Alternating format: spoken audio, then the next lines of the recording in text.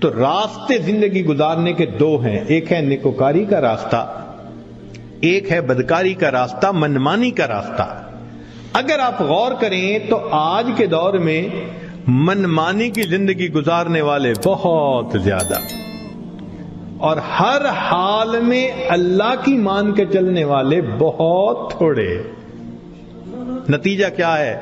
مسائل حل نہیں ہو رہے، پریشانیاں بڑھتی جا رہی ہیں، ادھر ذلت ادھر ذلت، ادھر پریشانی ادھر پریشانی۔ اس کی وجہ یہ ہے کہ ہم نے اپنے آپ کو اللہ کی سرپرستی میں دیا ہی نہیں ہے۔ اگر دے دیتے تو دنیا میں اللہ ہمارے تمام غموں کے لیے کافی ہو جاتے۔ ہماری مثال تو وہ ہے کہ کوئی بلینر انسان ہو اور اس کا بندہ چپڑاسی کی نوکری کے لیے درخواست دیتا پھرے، تو ہر بندہ کہے گا یار تمہارا باپ تو بلینر ہے اور تم پی این کی جاب کے لیے درخواست دے رہے ہو، سویپر کی جاب کے لیے، یہ کیا؟ وہی حال ہے۔ اللہ تعالی ہمیں اپنے سرپرستی میں لینے کے لیے وعدہ فرما رہے ہیں، اور ہم اللہ کے وعدے پر آنے کی بجائے خود دنیا کے جھمیلوں میں اپنے رزق کو تلاش کرنے میں لگے ہوئے ہیں۔ یاد رکھیے گا، اللہ فرما برداروں کو بھی رزق دیتا ہے، اللہ نافرمانوں کو بھی رزق دیتا ہے۔ اللہ تعالیٰ فرما برداروں کو بھی رزق دیتا ہے اور اللہ تعالیٰ نافرمانوں کو بھی رزق دیتا ہے، مگر فرق ہے۔ ایک ہوتا ہے کہ آپ نے پرندے کو پنجرے سے نکالا اور پیالے کے اندر دانے ڈال کے اس کے سامنے رکھ دیا، اب وہ اسی پیالے میں سے کھا رہے آرام مزے سے۔ یا آپ نے پنجرے سے مرغی کو نکالا اور یوں دانے پھینک دیے تو وہ دانے چگ رہی ہے مگر دانے اس کو مل رہے ہیں۔ یہ ہے اللہ فرما برداروں کو رزق دیتا ہے، کسی کا ایک ہی جگہ، کسی کا ٹریولنگ کے ساتھ، ادھر بزنس ادھر امپورٹ ادھر ایکسپورٹ، مگر اللہ تعالیٰ رزق دیتا ہے ان کو۔ یہ رزق ملتا ہے فرما برداروں کو۔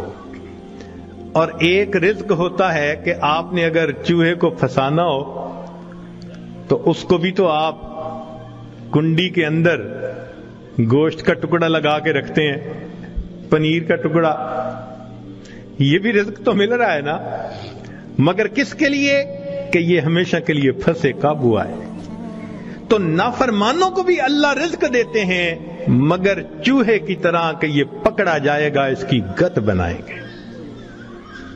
اب ہم سوچیں کہ ہم فرما برداروں کا رزق لیتے پھر رہے ہیں یا نافرمانوں کی طرح رزق کماتے پھر رہے ہیں۔ معاملہ تو ہمارے اوپر ہے۔ اللہ تعالیٰ فرماتے ہیں الیس اللہ بکاف عبدا، کیا اللہ اپنے بندے کے لیے کافی نہیں ہے؟ کتابوں میں لکھا ہے اے بندے، ایک تیری مرضی ہے، ایک میری مرضی ہے۔ اگر تو چاہے کہ تیری مرضی پوری ہو، میں تجھے تھکا بھی دوں گا، تیری مرضی کو بھی پورا نہیں ہونے دوں گا۔ اور اگر تو چاہے کہ میری مرضی پوری ہو تو میرے بندے میں تیرے کاموں کو بھی سنوار دوں گا، تجھے رزق میں بھی وسعت عطا فرما دوں گا۔ تو اللہ کی مان کے ہم چلیں تو اللہ ہمارے سارے مسئلوں کو حل کر دیں گے، چونکہ ہم پھر اللہ کی سرپرستی میں آ چکے ہوں گے۔ اللہ تعالیٰ قرآن مجید میں فرماتے ہیں وعد اللہ الذین آمنوا منکم وعملوا الصالحات لَيَسْتَخْلِفَنَّهُمْ فِي الْأَرْضِ، اجتماعی طور پر نیکوکار بن کر زندگی گزارنے والوں کے لیے اللہ کا وعدہ ہے۔ فرماتے ہیں میں تمہیں زمین کے اندر خلافت عطا کروں گا۔ وَلَيُمَكِّنَنَّ دِينَهُمُ الَّذِي ارْتَضَىٰ لَهُمْ وَلَيُبَدِّلُنَّهُمْ خَوْفَهُمْ أَمْنًا، اور اللہ ان کے خوف کو امن میں بدل دیتے ہیں۔ پھر اللہ تو وعدہ فرما رہے ہیں، وعد اللہ، اللہ کا وعدہ ہے۔ آج بندہ وعدہ کر دیتا ہے تو اتنا یقین، کیا اللہ کے وعدوں پہ ہم یقین نہیں کرتے؟ تو ہمارے زندگی کی کامیابی کا ایک ہی طریقہ ہے کہ ہم اللہ کے وعدے پر بھروسہ کر کے عہد کریں کہ اللہ آج کے بعد ہم نے نافرمانی نہیں کرنی. اب سوال پیدا ہوتا ہے کہ ہم صالحین میں شمار کیسے ہو سکتے ہیں؟ بہت آسان ہے. ذہن سے گناہ کے ارادے کو ختم کر دیجئے. ذہن سے گناہ کے ارادے کو ختم کر دیجئے. اللہ میں نے آپ کے کسی حکم کی نافرمانی نہیں کرنی، اور جو کر چکا میں توبہ کر رہا ہوں. تو پہلا قدم کہ آئندہ گناہ کی نیت کو ذہن سے نکال دینا، اور دوسرا کہ اگر پھر گناہ ہو جائے تو پھر توبہ کرنا. بس یہ دو کام کر لیجئے.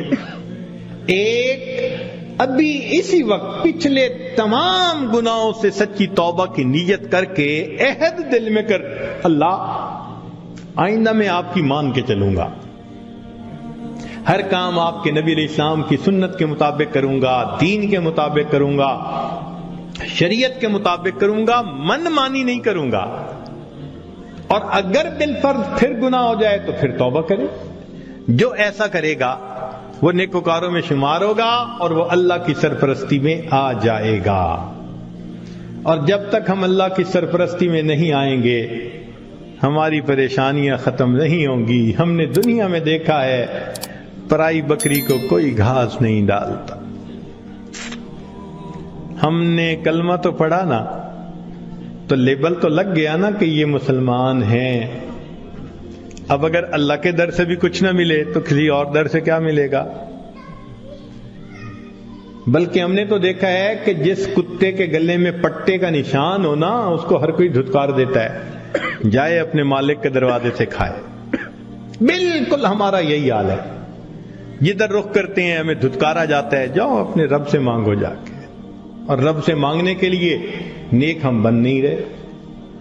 تو ہمارے پاس کوئی دوسری آپشن نہیں سوائے اس کے کہ زندگیوں کو بدلیں، نیکی پہ آئیں، اللہ تعالی ہمیں اپنی سرپرستی میں لے لیں، پھر اللہ تعالی ہمارے الٹے کاموں کو بھی سیدھا کر دیں گے، ہماری پریشانیوں کو اللہ ختم فرما دیں گے. زندگی گزارنے کا اس سے بہتر کوئی دوسرا راستہ نہیں ہو سکتا.